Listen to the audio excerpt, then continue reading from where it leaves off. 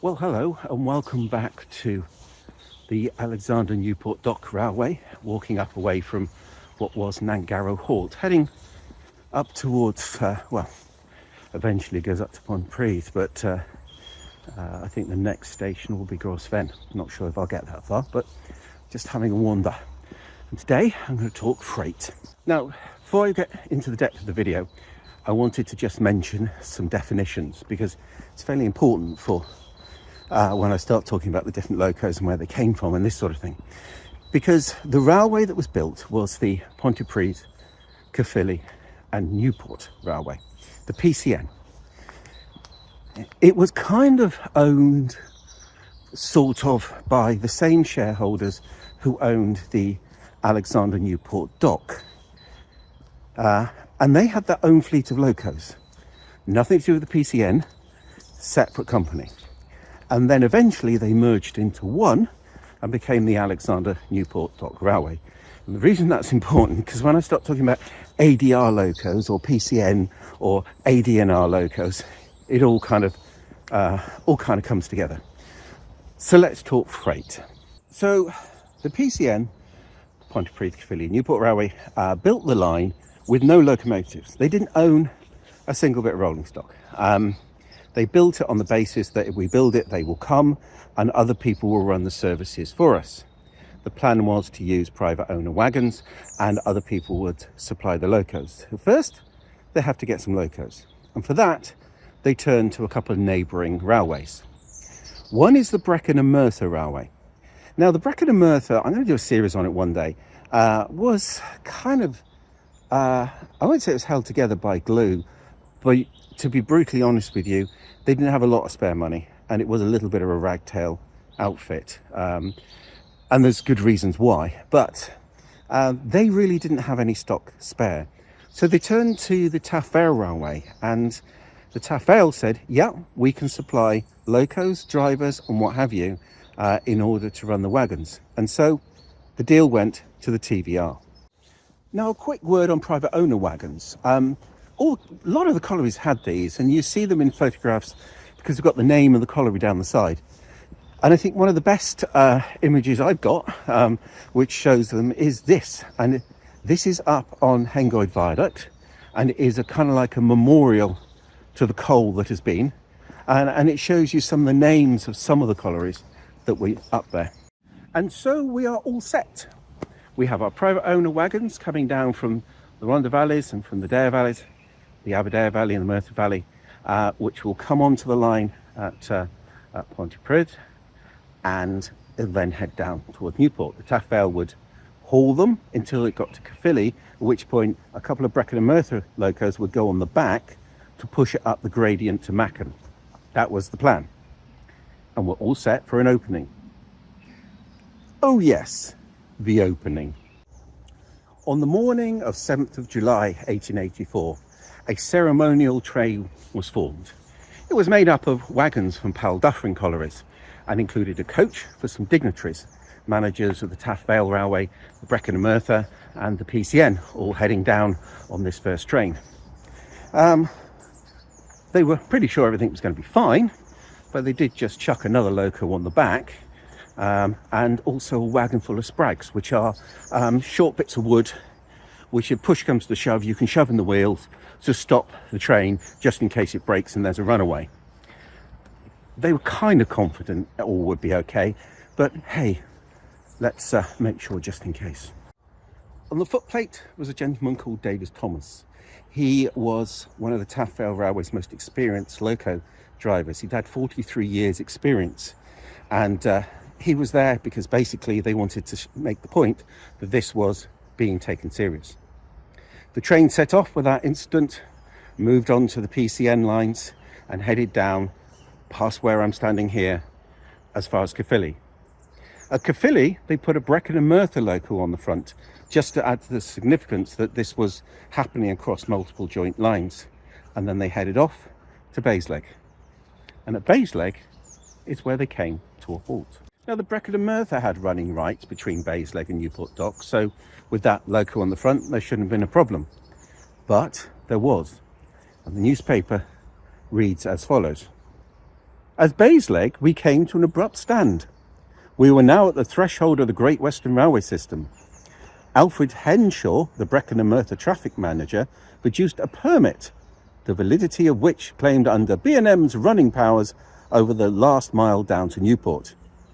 But the document was rejected on the grounds that it could not cover a movement arranged by the PCN and engined by the Taff Vale. Effectively, the signalman stood there and went, "None shall pass." I think some sort of forerunner of Tolkien.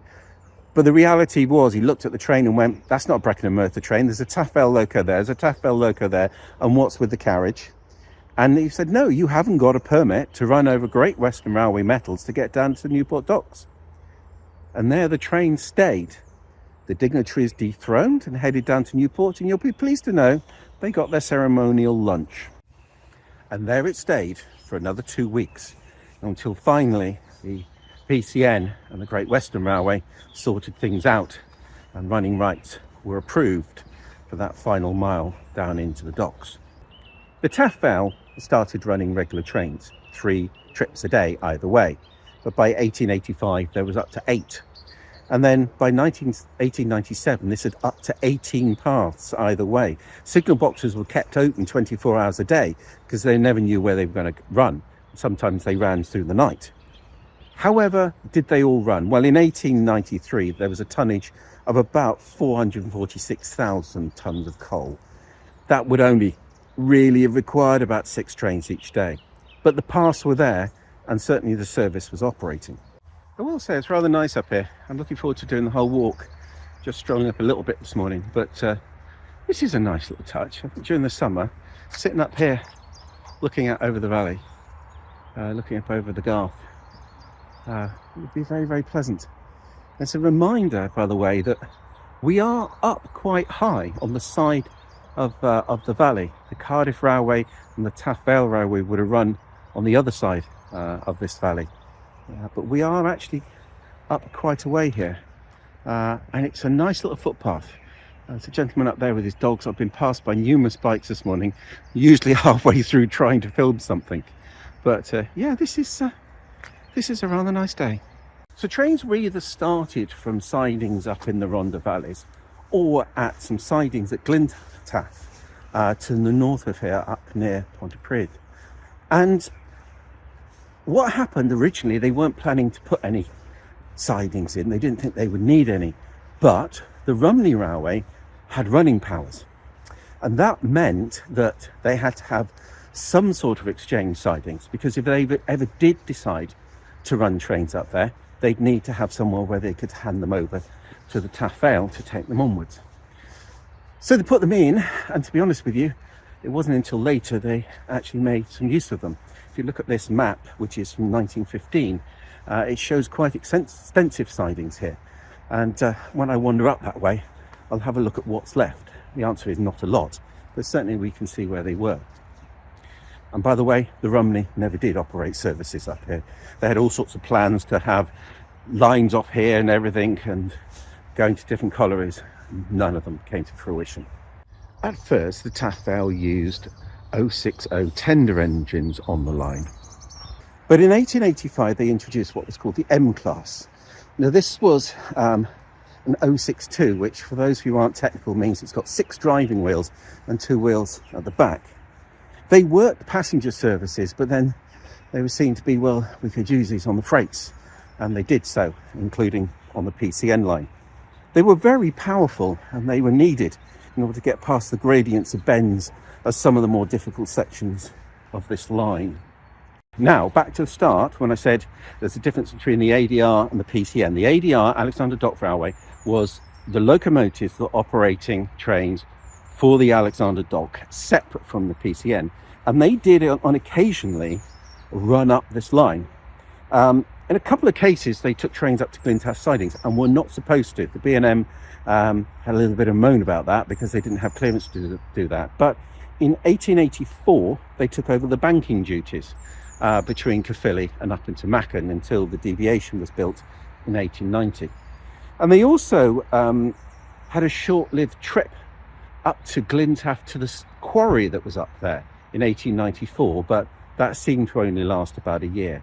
So it wasn't unusual to sit here and watch an ADR loco go past on a train and a TVR loco at the same time. In 1897, the Alexandra Newport Dock incorporated the Pontypridd, Caerphilly and Newport Railway into one group with themselves.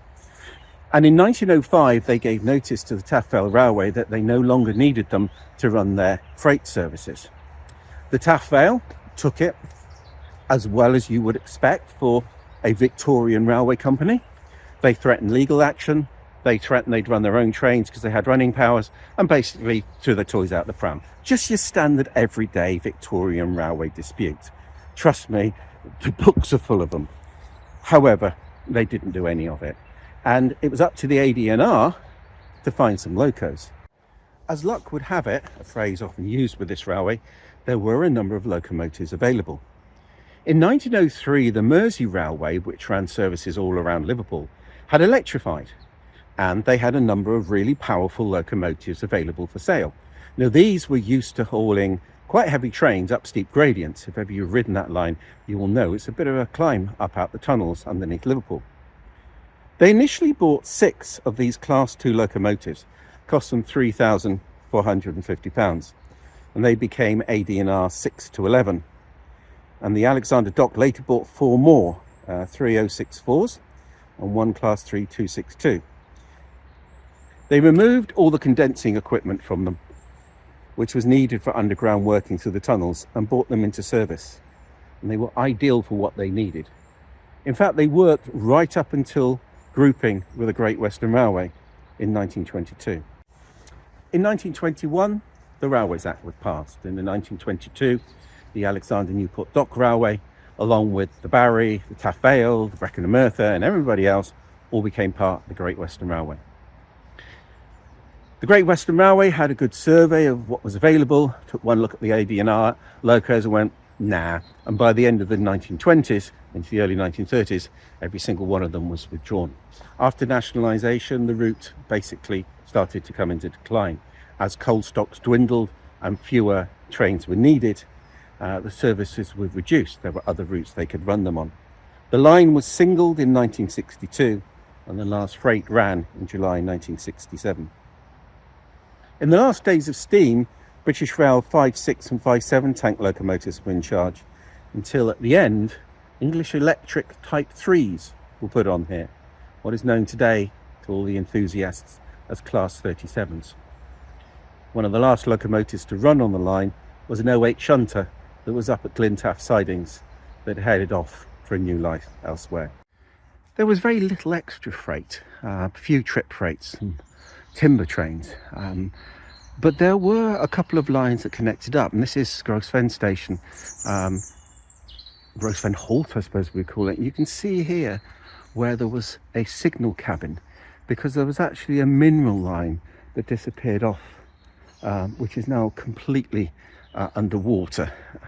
Also into the sun as well, but it would have, the mineral line would have disappeared off down this direction. You can see over there the walling is that very distinct dry walling, dressed stone, which you find with the railway. By the way, the pipe up ahead was an aqueduct that used to go over the railway, but they've now put it in a pipe. And so that's the freight side of things. However, next up will be the passenger side, and that is a lot more complex and a lot more detailed. So please stay tuned for that. And as I always say, please like, subscribe, tell your friends, hit that bell notification button, and until next time.